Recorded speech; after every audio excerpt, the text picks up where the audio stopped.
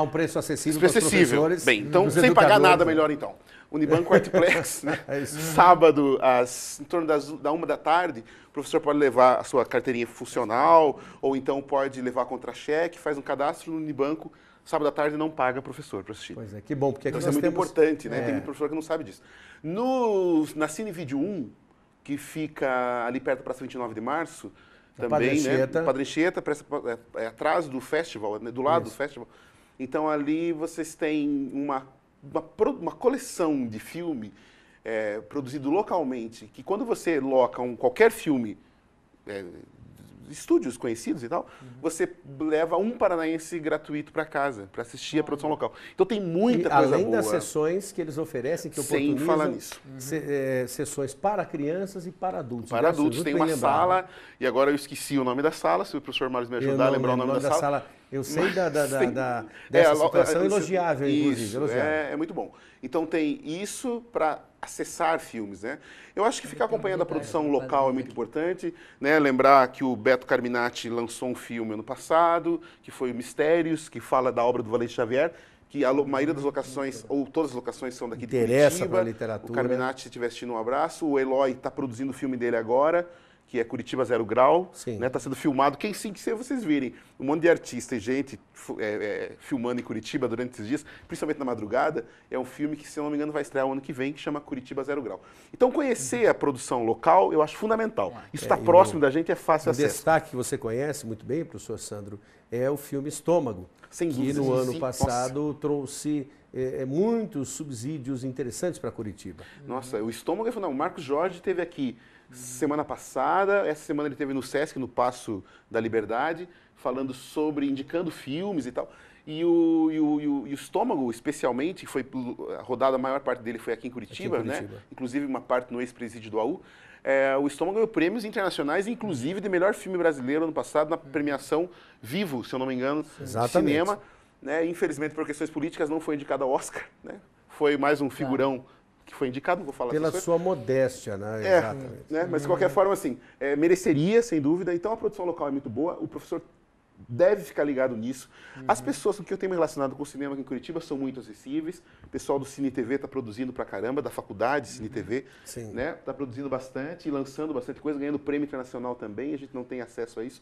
O site paranacine.com.br vai dar algumas informações lá. Sites de cinema não faltam, tanto de crítica de filme, quanto de indicação mesmo. Até para você ter um aprofundamento em relação às temáticas apresentadas nos filmes, tem muito site também. O YouTube, né, mostra trechos, trailers também, que dá para a gente pegar e levar para a sala. Porque eu fico pensando assim, a gente tem uma questão que é como acessar ao filme de maneira mais objetiva e barata, inclusive, né? Eu acho que o cinema hoje, apesar de ainda ter algumas restrições, é possível conseguir alguns caminhos que vão nos levar a obras de valor, tanto histórico quanto cultural mesmo, né? Sem pagar nada. Aproveitando essa informação, vale a pena dizer ao nosso amigo que está aqui, é você que nos acompanha, docente, professor, professora, educador, educadora, público em geral, que tem parentes que exerçam docência, que sejam professores, que há uma lei estadual que já está mais do que assinada, essa lei tem mais de um ano, já está devidamente regulamentada, em que essa lei permite que o professor pague a meia entrada. Há cinemas em Curitiba, uma rede em especial, que não aceita o documento do professor. Vale a pena você ficar com o ingresso, ir até o PROCON e entrar com o processo em relação a essa rede de cinema, porque eles estão descumprindo a lei. E como a pressão é pequena, eles acabam descumprindo e empurrando, literalmente. Se houver uma pressão grande e nós, professores, exercemos esse direito de assistirmos a filmes pagando meia entrada, não vamos entrar aqui no mérito do porquê, se vale ou se não vale, é uma necessidade, sobretudo, para o professor que tem uma remuneração pequena. Isso é histórico, então a possibilidade da meia entrada auxilia nessa visão. Né? Sem dúvida. E tem os teóricos, né?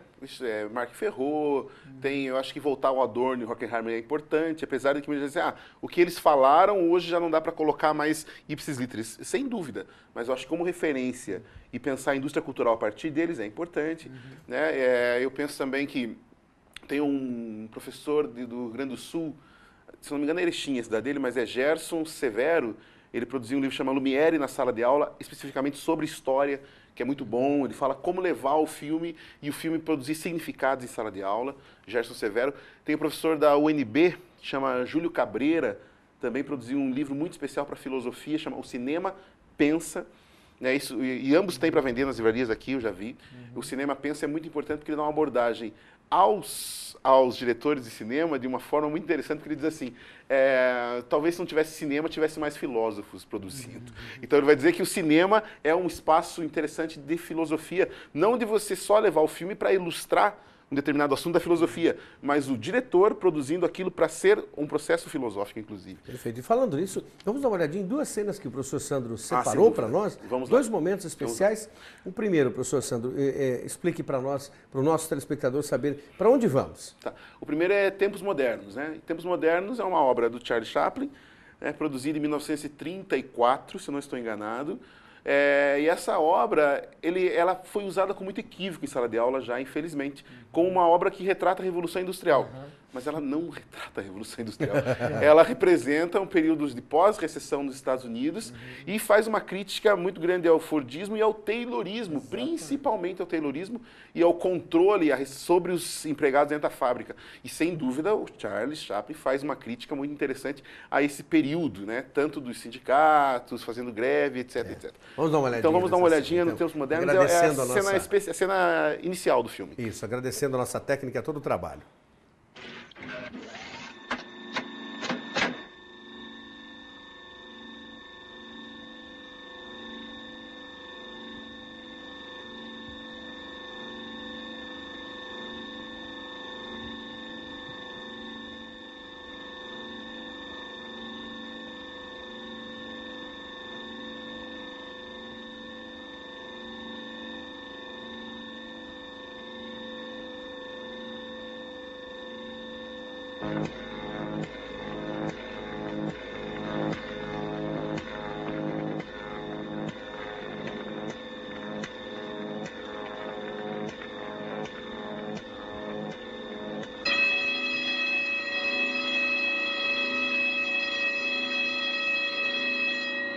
Sección 5, aumente velocidad a 4.1.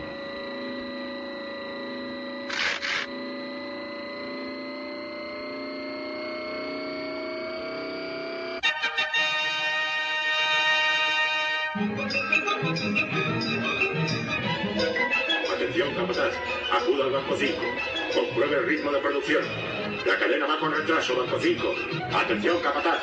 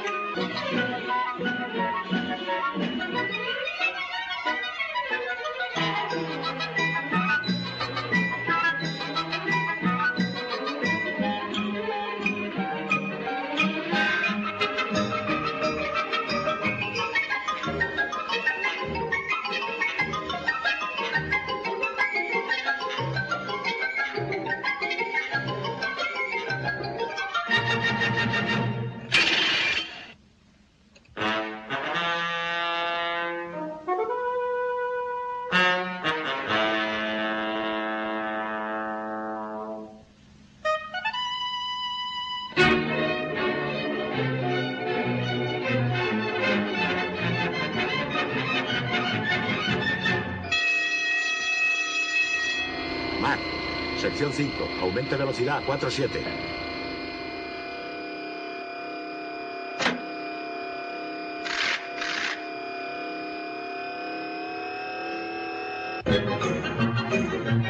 Philip Bauperkin, Philip Bauperkin.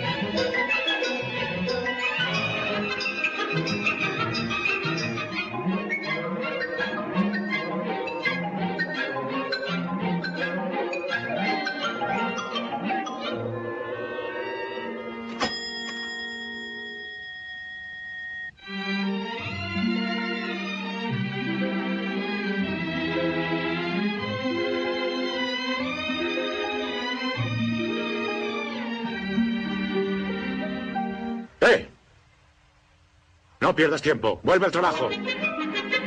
Vamos.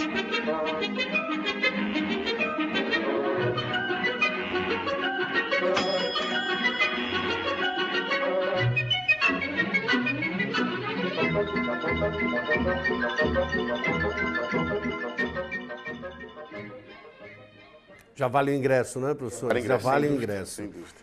Carlitos, Charles Spencer Chaplin, Isso. ilustrando tempos modernos. Comenta, por favor, professor Santos. Bem, primeiro umas explicações, né? O filme ali, vocês viram que está em italiano, né? A hora que o... Você gostou da Zurra? Da Zurra. Não vou criticar os italianos agora, mas de qualquer forma o futebol italiano. Exatamente. O futebol italiano. Mas de qualquer forma o filme... Então, essa versão que eu consegui para trazer hoje, ela é uma versão italiana, mas as legendas são em português, né? Então daí tudo bem. O que tem de curioso nesse filme? Primeiras curiosidades. O Charlie Chaplin, ele dirigiu, fez a trilha sonora também, né? Além de atuar, como Carlitos ali. Ele também é um filme que é um dos primeiros... Se eu não estou enganado, tem que rever minha biografia, mas ele é, se não me engano, o primeiro filme sonorizado, né? E vocês percebem que durante boa parte do filme, aliás, durante todo o filme, o Charlie Chaplin não fala. Tem momentos só que ele canta no filme, né? Mas do meio para o final do filme ele não fala. Então, quer dizer, ele relutava, eu estava conversando com o Marcelo agora há pouco, ele relutava em usar o som, ele achava que o som não ia trazer não gerar nenhum ganho para o cinema, então ele não usava o som. Todo o som que nós vimos agora são som produzidos pelas máquinas, tanto a música, que é produzida pelas máquinas, né? Ou seja, pelo aparelho que reproduz a música, e o som das máquinas e o chefe da fábrica, o gerente da fábrica, quando fala pela máquina também. Então são curiosidades do filme. Bem, que abordagem é possível nesse filme? A abordagem nesse filme é falar da industrialização e uma industrialização que não considera as pessoas importantes nesse processo. Quer dizer, é importante quando ela produz só exclusivamente. Então eu acho que um filme como esse, nos meus estudos, quando eu estava propondo, então, que alternativa a um filme como esse poderia levar para a sala de aula? Eu penso que é possível desde que seja tratado como um projeto de estudo e nunca isoladamente. Eu sugeriria, por exemplo, um filme como esse ser acompanhado do Ou Tudo ou Nada, né, produzido nos anos 90, final dos anos 90, sobre a crise na Inglaterra, crise das indústrias na Inglaterra, né, e os empregados vão lá ter que dançar. Eles são demitidos, ficam desempregados, e a partir disso tem que trabalhar pela vida, tem que ganhar um pãozinho. Isso, então eu penso que isso, associado, dependendo, é claro que a gente tem que pensar numa coisa, né, que é muito importante. Qual é a série desses alunos que vão assistir, né, se eles estão acostumados com cinema. Então aquela investigação que o Marcelo falou vale para esse filme eu também. vejo o contexto. Na sua fala, por exemplo, em literatura, eu preciso muito dessa obra quando eu faço a passagem do pré-modernismo brasileiro, de 1902 para 22, e em 22 eu entro na Semana de Arte Moderna. Certo. Claro, os antecedentes, e dentro desse espectro de antecedentes, eu me deparo com o quê? Com as vanguardas europeias. E o futurismo é exatamente isso. Tempos modernos faz uma relação poderosa com a velocidade, com a energia, com essa mecanização. Então, tem o professor de literatura aqui, nesse caso, pode usar perfeitamente desde que ele tenha esse referencial, senão ele acaba se perdendo no uso. Claro. Até Metrópolis, né, o Metrópolis do Fritz Lang, por exemplo, Sim, poderia ser associado a esse filme, inclusive porque ele é produzido alguns anos antes, em 1927, né? 1927, o Metrópolis, e fala também nesse futurismo e apostando no mundo das máquinas superior. De um outro italiano, curioso, Filippo Tommaso Marinetti, não, curiosamente. O Metrópolis? Não, digo o futurismo. O futurismo, futurismo, do italiano Marinetti. Futurismo. Então, eu acho que usar um filme em sala de aula, ele tem que ser muito bem pensado como um projeto e não como ilustração. Nas minhas entrevistas, por exemplo, produzindo a minha pesquisa, uma professora da rede pública em Curitiba, de um colégio de ensino médio, professora de História, falou assim, olha, nós em História não temos um laboratório de informática, nós não temos um laboratório de Química ou de Física, então nosso laboratório é o cinema. Mas quando ela disse isso, ela estava se referindo ao cinema não como um laboratório para experimentação, mas estava se referindo ao cinema como um lugar de mostrar para o aluno como é Roma, do Gladiador, como exatamente. sei lá, como que é a Idade Ásia, Média. A Idade Média, etc. Então ela quer mostrar, ilustrar. Então não era um laboratório, ela estava se referindo ao filme como um espaço para mostrar, olha, é assim que era, por exemplo, o Japão do samurai. E ela pega e mostra o último samurai. A Segunda Guerra Mundial. A Segunda Guerra Mundial é essa filmagem.